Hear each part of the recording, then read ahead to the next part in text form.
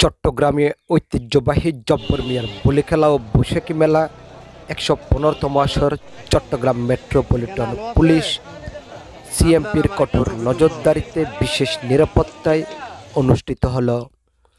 এবারের আসরে জয়ের নায়ক কুমিল্লার বাঘা শরীফ।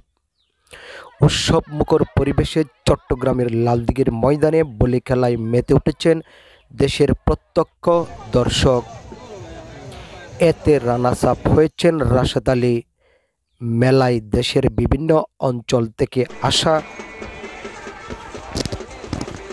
ক্ষুদ্র ব্যবসায়ীরা সাজিয়ে বসেছে দোকান, হয়েছে বেচা বিক্রি।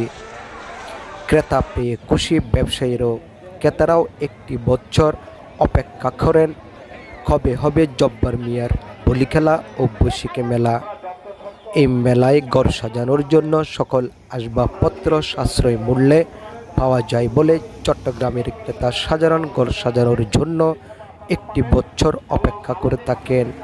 এছাড়াও মেলায় বিনোদন জন্য দোলনা এবং বিভিন্ন ধরনের জুয়েলারি, কসমেটিক্স ও ফার্নিচার সামগ্রী পাওয়া যায় বলে সবার কাছে প্রিয় এই বৈশাখী